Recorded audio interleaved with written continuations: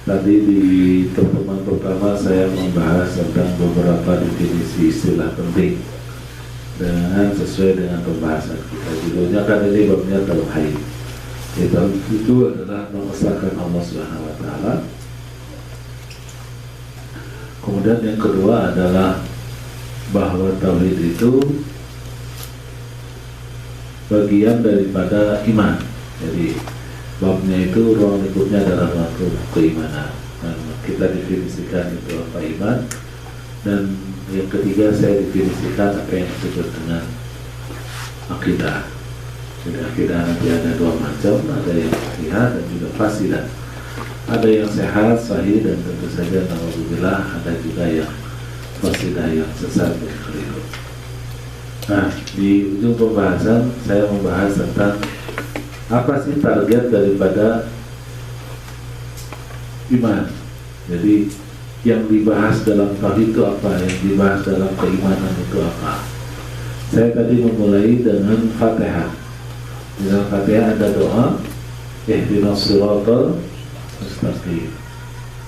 Kita memohon kepada Allah untuk ditetapkan ada dalam hidayahnya, untuk selalu berada di jalannya lurus. Jalannya lurus adalah orang yang diberi, jalannya orang yang diberi nikmat, bukan jalan orang yang dimurkai, bukan juga orang yang tersesat. Begitu kira-kira. Kemudian ketika kita baca lagi surat berikutnya, yaitu surat Al-Baqarah, di awalnya Allah bercerita tentang kitab suci Al-Quran. Zalikal kitabul la raiba fihi hudan lil muttaqin. Al-Quran itu adalah kitab yang tidak diragukan kebenarannya, dan dia berfungsi sebagai hidayah, petunjuk buat orang yang bertakwa.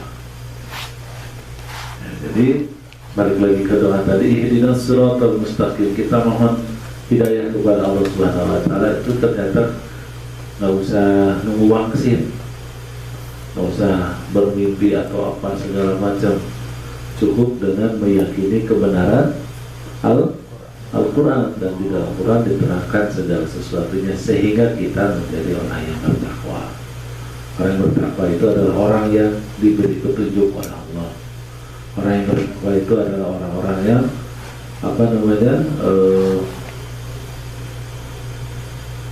diberi nikmat oleh Allah Subhanahu wa taala. Begitu kira-kira. Nah, saya ingin menjelaskan tentang karakter orang bertakwa di ayat-ayat berikutnya.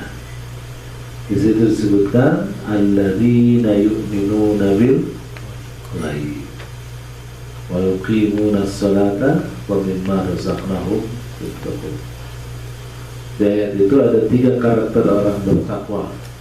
Yang pertama iman kepada yang gaib, yang kedua mendirikan salat, yang ketiga infak. Yang akan saya bahas adalah bait pertama dari 3 karakter di ayat itu, karena di ayat berikutnya masih bercerita tentang karakter orang bertakwa, yaitu tentang al-imanu bil ghaib, yu'minuna bil ghaib. Berarti orang bertakwa itu akan diberi petunjuk oleh Allah Subhanahu wa taala melalui ayat-ayat dan firman-Nya di dalam Al-Quran tadi, yang 114 surat tadi, adalah tentang iman kepada yang gaib. Judul kita tadi apa tadi? Target yang kita imani itu apa? Ruang lingkup akidah kita itu apa? Nah, ruang lingkup akidah, iman dan juga tauhid itu adalah hal yang gaib. Apa yang disebut gaib itu? Bahasa Indonesianya itu abstrak. Gaib. Abstrak itu kebalikan dari kata apa? Kebalikan konkret. Abstrak kebalikannya konkret. Kalau gaib bahasa Arab tentu saja kebalikannya adalah syahadah. Alimul ghaibi wasyahadah, ya, di surat banyak dalam Quran. Surat Jumat kalau nggak salah, ya, ayat 8 tuh. Qul innal mautal ladzi tafirruna minhu fa innahu mulaqikum tsumma turadduna ila alimil ghaibi wasyahadah Katakan kematian itu yang kalian lari darinya pasti menjemput kalian, dan setelah kamu mati kalian akan dikembalikan kepada Allah yang maha mengetahui perkara konkret dan perkara abstrak dan perkara konkret, perkara yang gaib dan juga yang syahadah. Apa sih yang disebut dengan definisinya? Apa yang abstrak dan gaib itu? Ada sesuatu yang diyakini ada tetapi sulit didefinisikan. Apa? Sesuatu yang diyakini ada tetapi nggak ada definisinya, sulit didefinisikan. Itulah gaib. Tapi ada, tapi apa definisinya susah. Berarti kalau dengan demikian yang namanya syahadah, yang namanya konkret, sesuatu yang jelas, ada, dan mudah didefinisikan. Bahasa yang lainnya yang tertangkap oleh indera.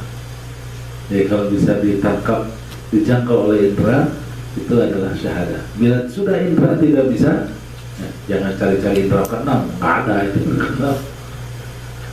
Ya, tapi yang menangkapnya bukan indera lagi, tetapi yang menangkapnya adalah iman. Yaitu adalah gaib. Nah, panjang sebetulnya kalau kita membahas tentang apa itu gaib.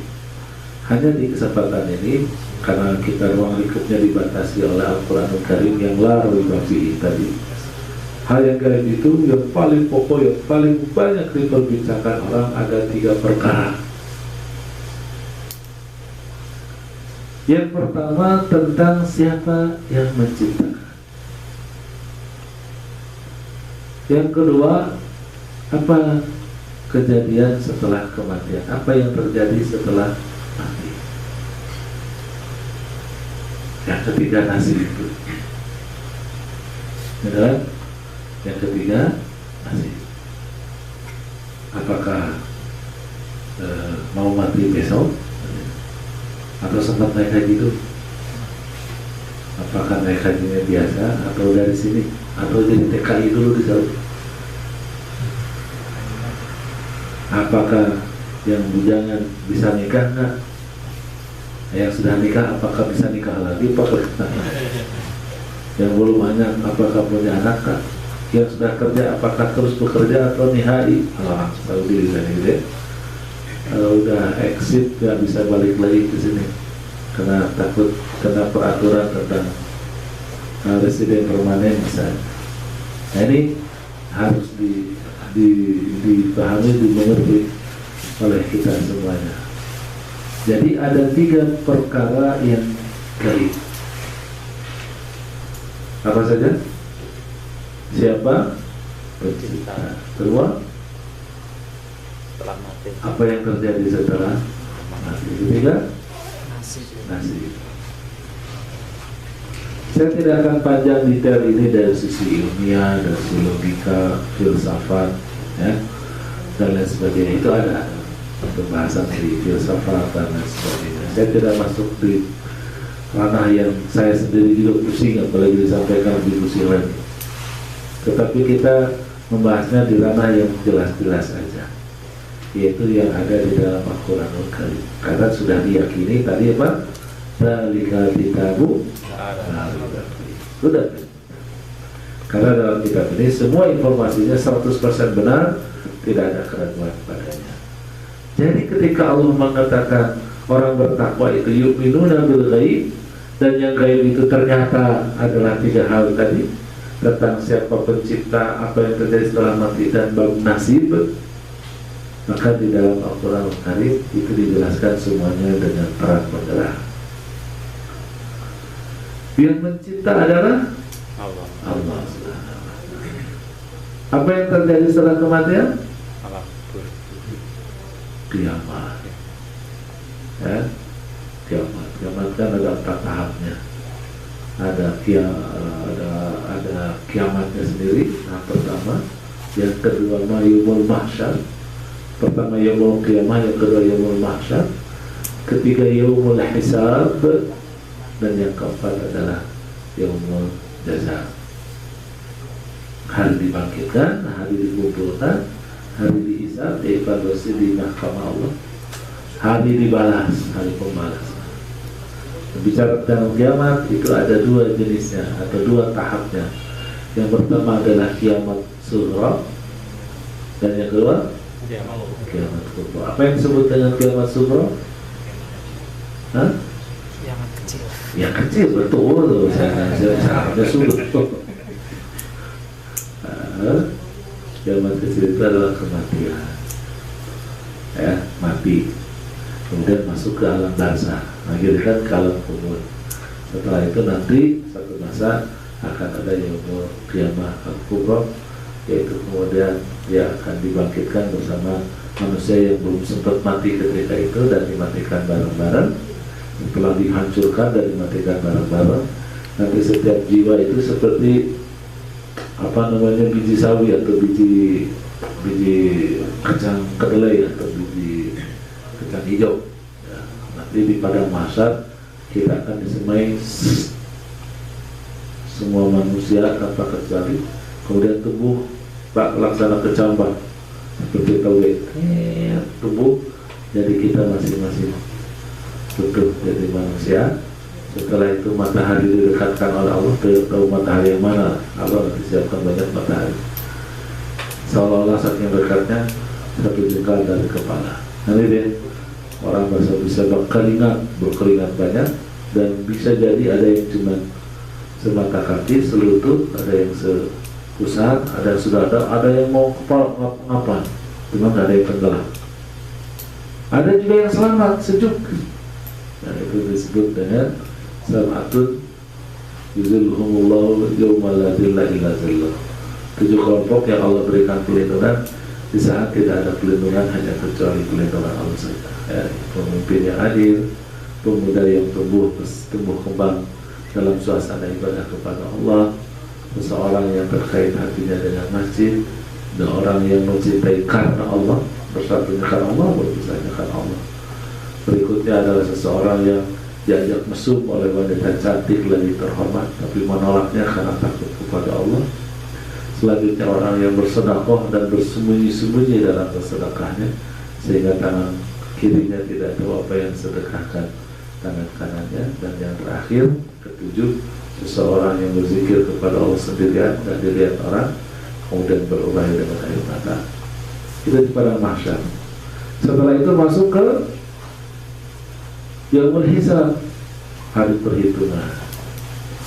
Di sini banyaklah ceritanya, ada mizan, ada siratal mustaqim dan lain sebagainya. Pendek kata, kalau lulus maka di fase berikutnya di hari pembalasan dia masuk surga. Kalau gagal dia masuk neraka. Nah itulah yang disebut dengan yaumul akhir, yang harus kita percaya, kita iman bahwa itu bakal terjadi. Cuma gaib karena belum terjadi kan? Gaib. Yang ketiga tentang nasib, kita harus percaya kepada qadar, pada takdir. Pembahasan takdir panjang sih sebetulnya ya. Nanti ada, kalau bapak-bapak di sini sudah hafal takdir bulan? Tidak hafal, tidak hafal bulan. Itu lupa lagi lihat kalau nasib membahas tentang takdir itu dibahas dalam bapak-bapak sini hafal ya, surah hadis arba'in hafal ya, hadis arba'in yang 40 ada yang hafal sedikit cuma 40 Masaji Cuma satu. yang nomor 4 tadi, nomor 4 itu diciptakan tentang penciptaan manusia dari alam nutfah, kemudian ke alam alaqah, segumpal darah, kemudian ke alam mudghah, total 120 hari. Di bulan keempat dia di hari 120 itu maka Allah utus malak Jibril atau malaikat untuk meniupkan ruh padanya.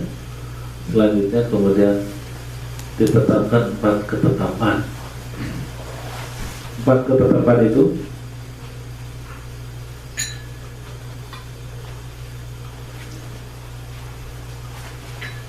Empat ketetapan itu adalah bikat di rizki, tentang rizkinya. Yang kedua bikat wa ajalihi, umurnya. Yang ketiga amali, amal perbuatannya. Yang keempat rasa senang dan rasa dukanya, rasa bahagia dan sedihnya.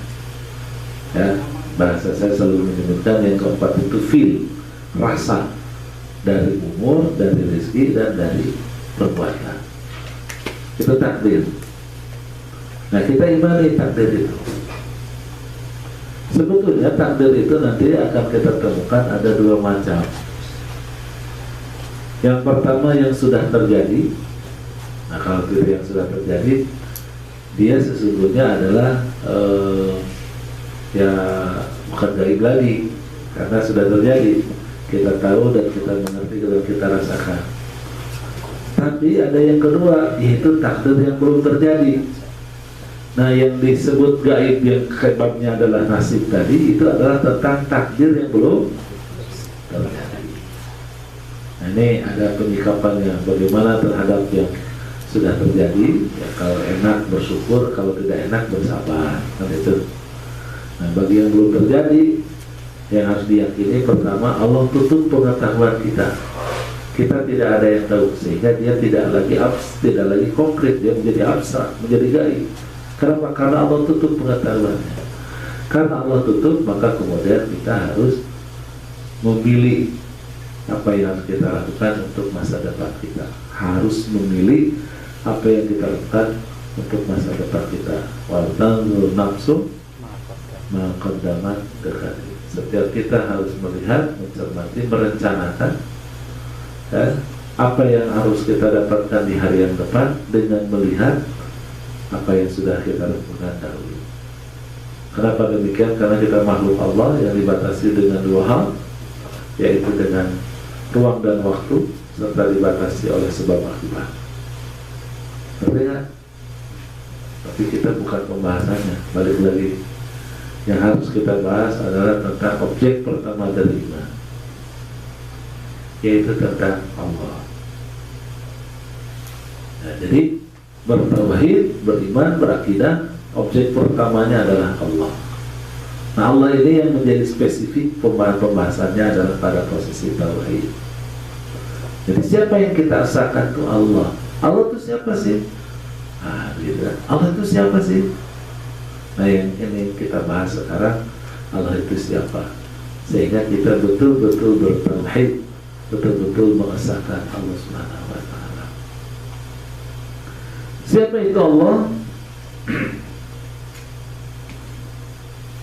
Allah ini yang kita imani dan yang menjadi akidah kita, bagian daripada tauhid kita kepada Allah, itu ada tiga sisi.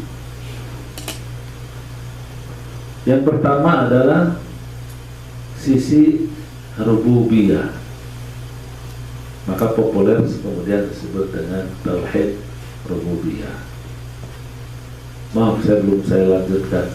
Sebetulnya ada dua, cuman nanti ada plus satu jadi tiga gitu ya. Plusnya itu nanti penjelasan yang lebih jauh di bagian yang kedua.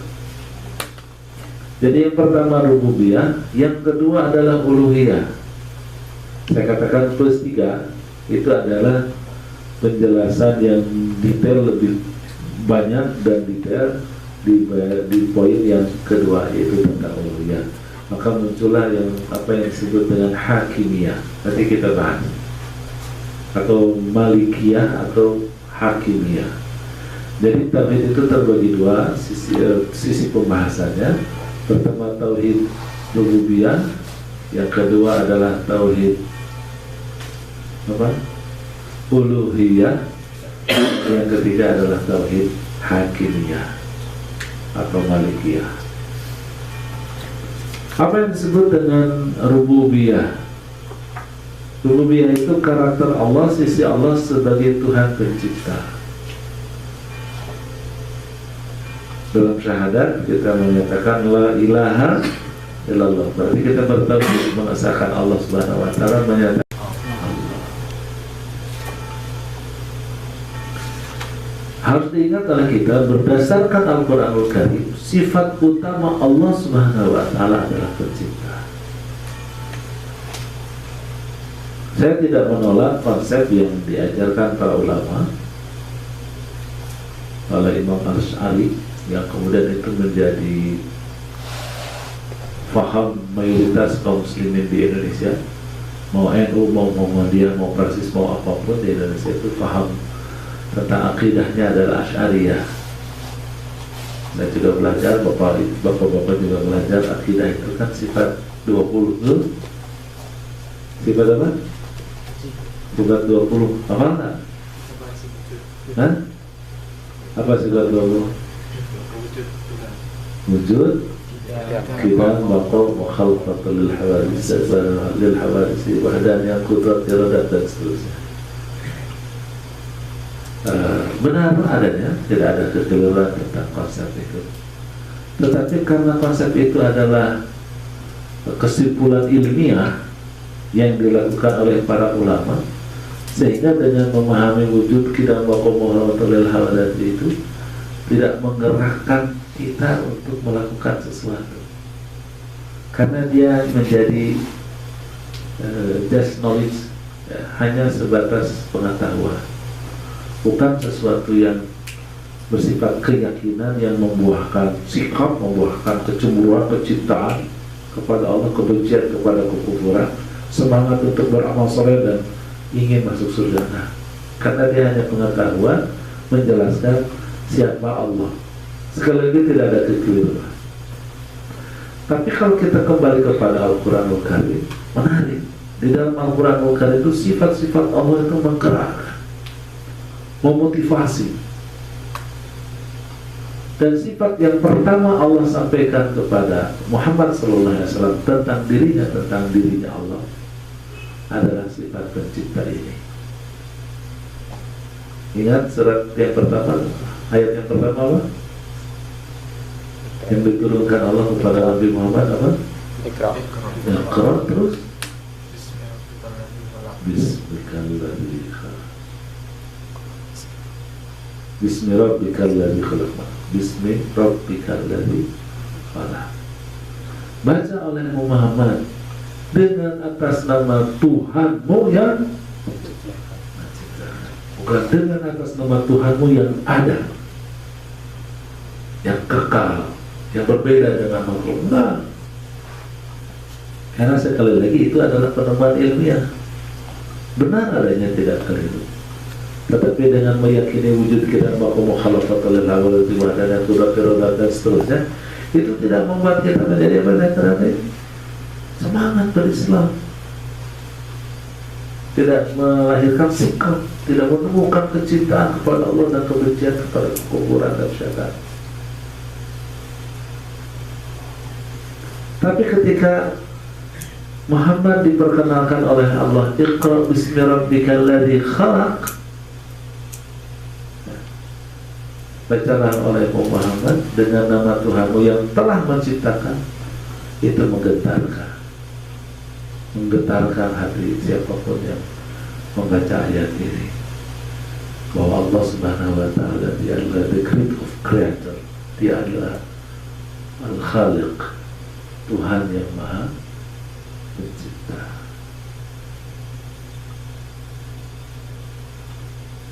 Tentu ini saya katakan membuat perasaan ini, hati kita itu menjadi menggetar. Kenapa? Karena kalau Allah pencipta, siapa dong yang diciptakannya? Alam semesta ini. Kalau manusia, masuk ciptaan itu Allah Subhanahu wa Ta'ala. Makanya Allah secara spesifik melanjutkan khalaqal insana min 'alaq. Ialah menciptakan manusia dari segumpal tanah.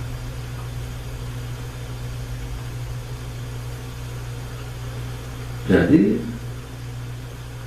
ketika kita menyebut Khaliq, sudah Allah satu-satunya pencipta. Dan karena dia pencipta, dia maha kuasa, maha perkasa, maha segala-galanya. Dan kita bagian dari alam semesta sebagai makhluk yang diciptakan Allah Subhanahu wa Ta'ala. Bisa sombong? Tidak bisa. Karena kita ternyata sama dengan pohon, sama dengan hewan, sama dengan batu dan air, sama dengan oksigen yang kita hirup, sama dengan awan, sama dengan bumi ini, sama dengan matahari, bintang, galaksi, sama dengan apapun yang ada di alam semesta, karena semuanya sama-sama diciptakan oleh Allah Subhanahu wa Ta'ala. Sesama manusia sama juga, mau Korea, mau Indonesia, mau Arab, mau mana saja sama-sama diciptakan oleh Allah. Jadi tidak ada inferior, tidak ada superior, tidak ada perasaan kita lebih baik dari yang lain, juga tidak perlu kita merasa lebih hina dari yang lain, karena kita sama-sama diciptakan. Sehingga mustahil ada zat yang lebih agung daripada manusia, daripada gunung, daripada bulan dan matahari, daripada galaksi, daripada apapun juga. Apalagi cuma pohon, apalagi jin, nggak ada. Jadi, hanyalah Allah yang keren, Allah yang maha, Allah lah yang kuasa. Maka pantaslah Allah Subhanahu wa Ta'ala menyandang kemuliaan dan keagungan. Makanya kalau kita cermati firman Allah berikutnya, Iqra, terus bukan atas nama Tuhanmu yang mulia, akram, sangat mulia. Lah kenapa Allah sangat mulia? Kan pencipta, kan itu. Kalau sudah mulia Allah berarti kita hina. Kalau udah hina, salah satu bentuk kehinaan adalah kita bodoh. Dalam Al-Quran sebenarnya ju'ila apa? Khuliqal insanu jahula, bahwa manusia itu diciptakan dalam posisi yang bodoh. Kenapa Allah mulia? Mulia pasti maha tahu, maha mengetahui. Makanya Allah mengatakan Alladzi 'allama bil qalam. Yang kemuliaannya itulah kemudian mengajarkan dengan qalam. 'Allamal insana ma lam ya'lam, mengajarkan manusia terhadap hal yang ia tidak mengetahui. Di ayat itu Allah menjelaskan dirinya menciptakan alam semesta dan juga manusia. Di ayat itu Allah mulia dan kemudian Allah ngajarin alam semesta dengan qalam, terutama mengajarkan manusia sesuatu yang tidak diketahui. Allah Maha Pencipta, Allah Maha Mulia, dan Allah Maha Pintar, alim. Saya ingin menjelaskan di situ tentang tadi bahwa kita harus mentauhidkan Allah Subhanahu wa Ta'ala di bumi ini, di kehidupan ini, di alam semesta ini. Hanya satu Tuhan pencipta, yaitu Allah. Jadi jangan pernah berpikir seperti Darwin yang katanya manusia itu dari kera, jadi tidak diciptakan. Itu sangat salah. Karena nanti kita temukan dalam sejarahnya atas kuasa Allah Subhanahu wa Ta'ala, sekitar 10.000 tahun yang lalu Allah ciptakan Adam. Dan ketahuilah Adam adalah makhluk terakhir yang Allah ciptakan. Nah, jadi saya tidak termasuk pusing dengan punahnya harimau, punahnya panda, apa-apa. Orang juga dinosaurus juga udah lama puluhan juta tahun yang lalu. Ya harimau punah. Nah, jadi bagi saya nggak terlalu masalah, karena biasa Allah itu ya begitu. Nah, makhluk terakhir yang diciptakan itu adalah manusia, dan manusia sebagai makhluk terakhir diberikan amanah yang sangat luar biasa. Yang pertama adalah ibadah, yang kedua adalah menjadi khalifah. Wa ma khalaqtul jinna wal insa illa liya'budun. Tidaklah manusia dan jin diciptakan kecuali agar kita bersama bangsa jin beribadah kepada Allah. Jadi kalau bab ibadah kita sama-sama dengan jin. Tetapi yang satu lagi enggak, cuma kita doang.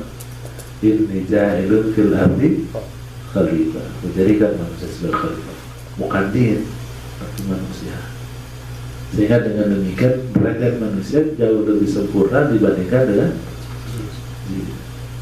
Karena jin adalah makhluk Allah Subhanahu wa Ta'ala terakhir sebelum manusia. Dan manusia ini adalah yang paling akhir ciptakan Allah Subhanahu wa Ta'ala untuk mengurus dan mengelola alam semesta ini.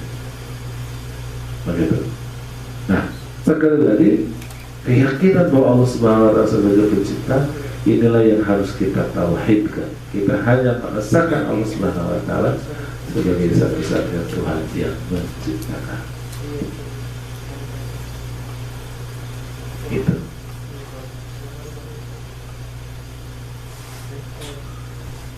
Dan ada dua konsekuensi dari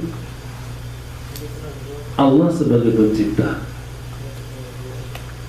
Konsekuensi pertama adalah Allah pula yang memberikan rezekinya. Oke, Allah yang menciptakan. Terus yang ngasih kehidupan siapa? Allah juga. Allah kasih gravitasi. Ya, kita nggak melayang-layang kan? Bisa berjejak di bumi. Ya. Nah, manusia berusaha untuk melompat juga susah. Hanya pakai galah. Ada nggak lompat galah? Nggak bisa, kita nggak gravitasi. Dan ini luar biasa. Kalau nggak ada gravitasi, nggak nikmat ngantuk kan? Ngantuk itu kan nikmat banget ya. Apalagi pengajian. Kalau pengajian nggak ngantuk tuh nggak rame ya. Kenapa nikmat lagi ngantuk pengajian? Karena ada gravitasi.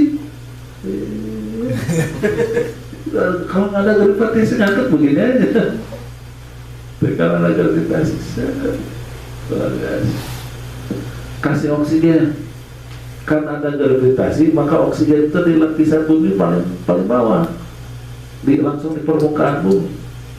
Naik aja ke atas, sesak. Karena yas'adu fis sama dalam Al-Quran. Kalau orang sudah beriman, kalau orang sudah kafir, ya, hidupnya menjadi gelisah, jauh dari sakinah, jauh dari ketentraman. Karena yas'adu fis sama, seperti orang yang diangkat ke langit. Kalau semakin tinggi ke langit, sesak. Kenapa sesak? Tipis oksigennya. Apalagi kalau udah lewat atmosfer, sudah ada oksigen, hilang juga gravitasi. Allah juga kasih air. Alhamdulillah. Allah tumbuhkan pohon-pohonan di bumi kita, sehingga dengan pohon itu kita bisa makan buah dengan biji. Allah juga siapkan binatang yang memakan tumbuhan-tumbuhan di bumi ini, yang kemudian dagingnya bisa kita makan. Allah siapkan lautnya dengan air, dengan laut dan ikan yang ada di dalam. Subhanallah. Allah hamparkan bumi agar kita bisa tinggal di bumi, dan seterusnya. Itu Allah lah yang menyiapkan semuanya untuk kita. Kenapa? Allah Maha Pencipta. Maka Allah juga yang memberikan rezeki kepada kita. La ilaha illallah, berarti tidak ada pemberi rezeki kecuali Allah. Konsekuensi ketiga daripada Allah sebagai pencipta itu adalah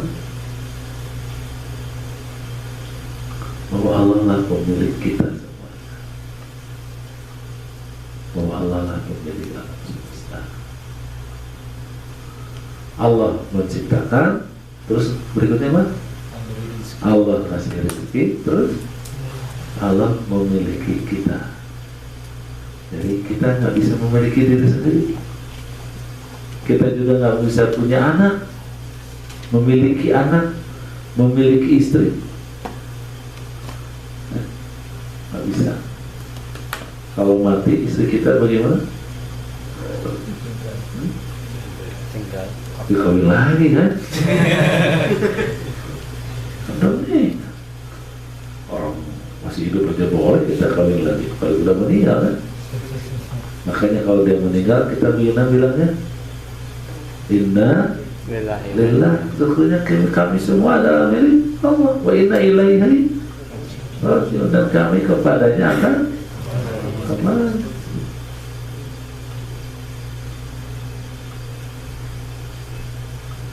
Jadi Ini kepastian. Allah punya kita. Harta kita pun juga milik Allah. Nggak bisa. Makanya kalau kita mati, hartanya dikemanain? Haruskan. Ke Allah kan lagi, nanti Allah yang bagi melalui aturan wasi. Fardhatan min Allah, nasibah mafruḍah. Pembagian wasi. Karena harta itu adalah milik Allah Subhanahu wa taala, ketika kita mengusahakannya sudah dapat bayar zakat. Karena Allah mengatakan wa fi amwalihim haqqun lis-sa'ili wal mahrum. Di harta kita ini ada hak orang lain. Naik angkot, turun, bayar, ada hak orang lain.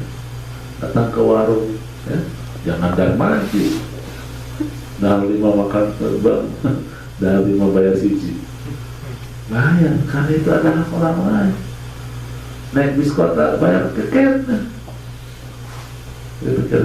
Karena di harta kita ada hak orang lain, baik yang wajib, yang sunnah, harta yang tabarruk, yang sifatnya voluntary, ya, orang miskin, anak yatim, janda terus, janda terus diselamatkan, ya, apalagi masih muda.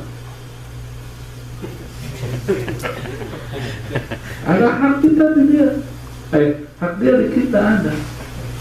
Orang tua ada haknya, ada. Makanya kemudian ada aturan yang disebut dengan birrul walidain. Nah ini yang harus dipahami oleh kita, bahwa ternyata tidak ada di dunia ini, di kehidupan ini, kecuali semuanya milik siapa? Milik Allah Subhanahu wa taala. Jadi rububiyatullah, ya, tauhid rububiyatullah, meyakini Allah sebagai Rabb, adalah hal yang harus ada pada diri kita. La khaliqa illallah, la raziqa illallah, la malika illallah. Tidak ada pemberi, tidak ada pencipta kecuali Allah, tidak ada pemberi rizki kecuali Allah, dan tidak ada yang memiliki kecuali hanyalah Allah. Nah kira-kira kalau begitu mengaruh nggak pada diri kita? Pasti ngaruh, ya, pasti ngaruh. Itu tadi, kita merasa hina, kita merasa bodoh, kita merasa butuh, hanya bergantung hanya kepada Allah. Tidak mungkin kita hanya bergantung kepada diri kita sendiri atau kepada makhluk lain. Apakah itu jin, apakah itu pohon beringin, apakah itu batu akik, apa itu kesempatan kerja, rezeki. Wah, rezeki saya orang Korea, udah nggak bisa. Rezeki saya, karena yang mencipta dan memberi rezeki adalah Allah Subhanahu wa taala.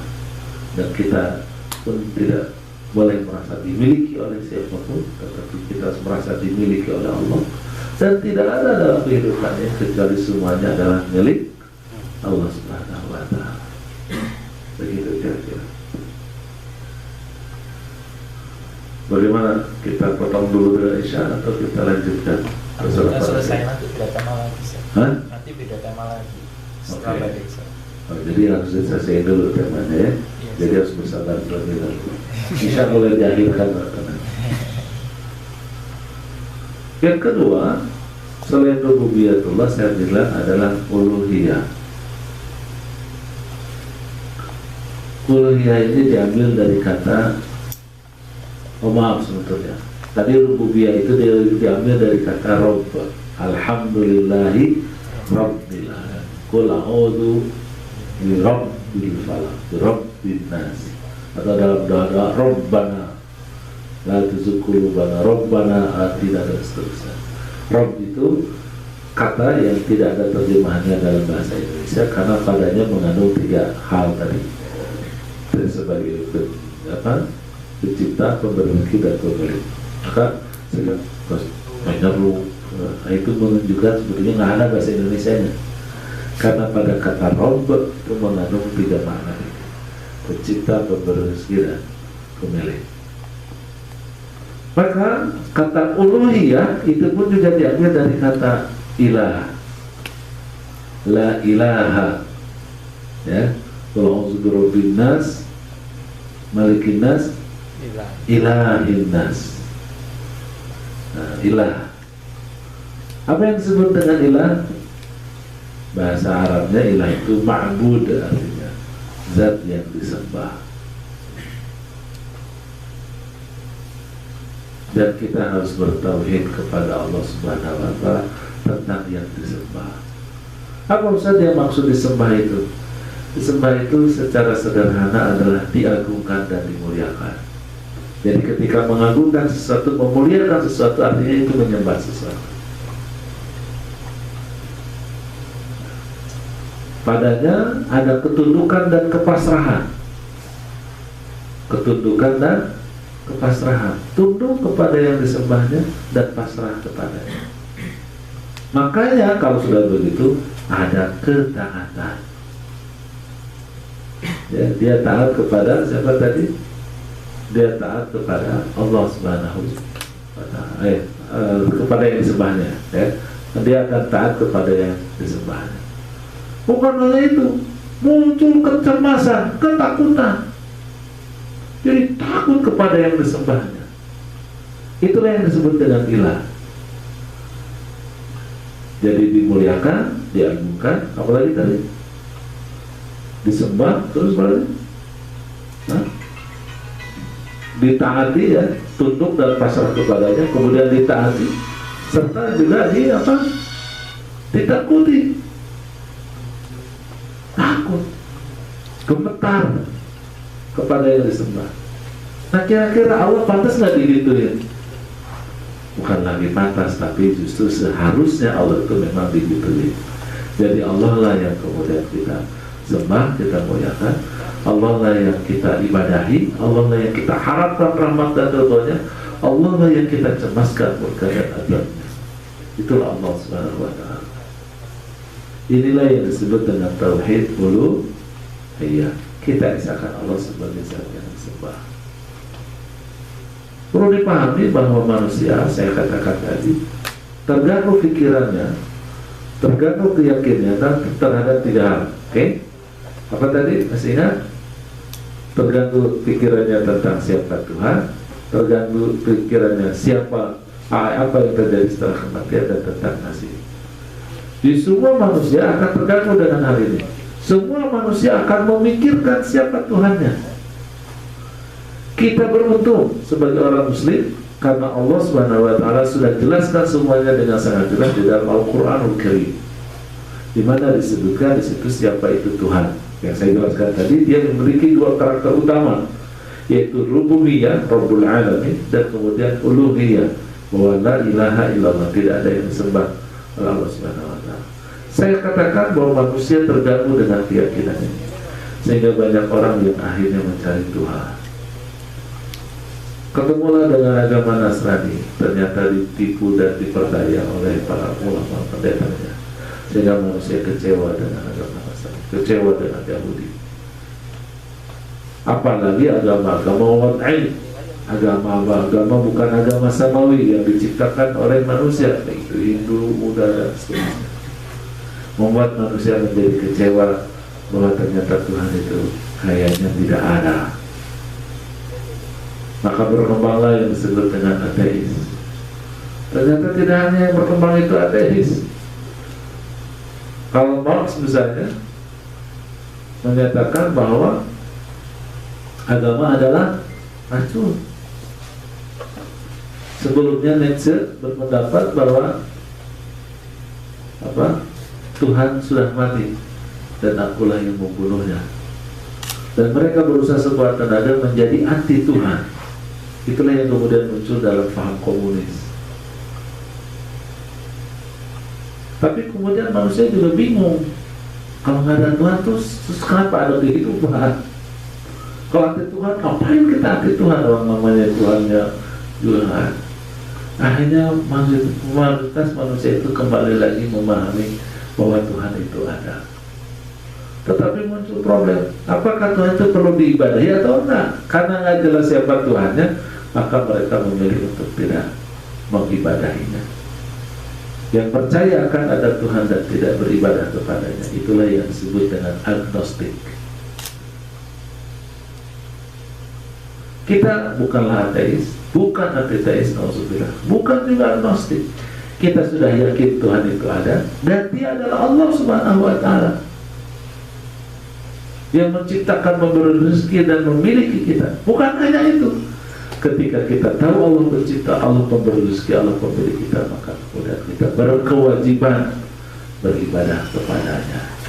Apalagi Al-Quran sudah mengisyaratkan, wa ma khalaqtul jinna wal insa illa liya'budun. Tidaklah diciptakan manusia dan jin kecuali agar kita semua beribadah kepadanya. Jadi ini sekali lagi adalah keuntungan yang luar biasa karena kita beragama Islam. Kita dapat hidayah, dapat petunjuk Al-Quran Al-Karim, dan dengan petunjuk itu sehingga kemudian kita tidak tersesat hidup kita. Kita terarahkan hidup kita karena kita bertauhid, mengesahkan Allah Subhanahu wa Ta'ala, Dia sebagai Rabb kita dan Dia sebagai Tuhan yang kita sembah. Saya katakan tadi ada poin yang ketiga dari tauhid ini. Ini pecahan dari uluhiyah, yaitu tentang hakimiyah, atau juga disebut malikiyah, tapi bukan malikiyah yang tadi ya. Ini malikiyahnya dari malikinas, bahwa Allah itu penguasa, bahwa Allah itu pembuat undang-undang, bahwa Allah adalah pemilik aturan. Karena ternyata ibadah kepada Allah tadi nggak boleh mikir ngarang sendiri, tetapi harus berdasarkan tuntunan Rasul, harus ittiba dalam Rasul, mengikuti sunnah Rasul. Dan tentu saja mengikuti sunnah Rasul itu harus dikuatkan keyakinan karena Allah lah pemilik undang-undang. Dahulu di zaman Rasulullah SAW, ketika beliau diutus sebagai Rasul, maka otomatis kekuasaan ada pada tangannya. Mungkin kita tahu sejarahnya. Di Mekah dia terlindas, kemudian Ahmad Musa selamat kemana? Ke Madinah melalui hijrah. Kemudian tahun kedua ada perang Badar, ya, jadi sudah mulai ada komunitas di Madinahnya sendiri. Rasulullah berkomunitas. Selanjutnya ada Uhud, terus ada Khandaq. Kemudian setelah Khandaq itu ada perjanjian Hudaybiyah. Kemudian akhirnya Mekah ditentukan oleh Rasulullah melalui peristiwa Fathu Makkah, dan kemudian akhirnya sempurnalah Islam di tahun ke-10. Al-yawma akmaltu lakum dinakum wa atmamtu 'alaikum ni'mati wa raditu lakumul Islam madinah. Setelah itu sempurnalah agama kita, agama Islam. Dalam kesempurnaan kita sebagai agama Islam itu, maka kemudian kita yakin Allah Subhanahu wa Ta'ala memberi ketuhanan. Rasulullah wafat dilanjutkan oleh Abu Bakar radhiyallahu anhu, oleh 4 khalifah Rasyidin setelahnya, terus dilanjutkan. Muawiyah menjadi khalifahnya, terus berabad-abad namanya, sampai terakhir tahun 1924 jatuhlah Turki Utsmani. Setelah itu kemudian kaum muslimin tidak lagi berkuasa untuk dirinya dan komunitasnya. Cari makan yang halal susah, mau nikah yang benar gak bisa, ekonomi selalu perang, selalu kalah dan selalu jadi konflik. Ya. Sekarang itu Islam sudah dianggap sebagai pengacau di Paris nih. Ya. Belum apa-apa sudah dituduh umat Islam belum ada, melalui pihak dan sudah datang siapa yang melakukan pembantaian kita. Inilah realitanya. Maka kita harus bisa mentauhidkan Allah sebagai pemilik aturan. Jangan kita yakin Tuhannya Allah, kita ibadahi melalui salat, melalui puasa, melalui zakat, melalui itu, tetapi kita lupakan seluruh sisi kehidupan yang lain, pendidikan, ekonomi, berkeluarga, dan berteknologi dan lain sebagainya. Tidak bisa. Kita harus berpendidikan dan pendidikan, ekonominya juga dalam Islam, kehidupan rumah tangganya juga dalam Islam, dan seterusnya. Jadi melaksanakan syariat Islam secara total ini adalah bagian daripada tauhid. Makanya Allah Subhanahu wa Ta'ala berbicara tentang ini. Allah mengatakan bagaimana? Udkhulu fis-silmi kafah wa la tattabi'u khutuwati syaitan. Masuklah kalian kepada Islam secara totalitas, secara integral, dan janganlah kamu sekali-kali mengikuti langkah-langkah syaitan. Itu menunjukkan bahwa kita butuh bertauhid kepada Allah Subhanahu wa taala, bukan sebagai Tuhan pribadi kita, tetapi dia harus menjadi Tuhan komunitas kita sebagai kaum muslimin. Falillahil izzatu wa lirasulihi walil mu'minin. Sesungguhnya kejayaan itu milik Allah, milik Rasulnya, dan milik seluruh kaum muslimin. Ya. Ini harus kemudian kita yakini. Ya. Wa'adallahu alladhina amanu wa 'amilus salihati minhum apa? La yastakhlifannahum fil ardi kama istakhlafal ladzina min qablihim.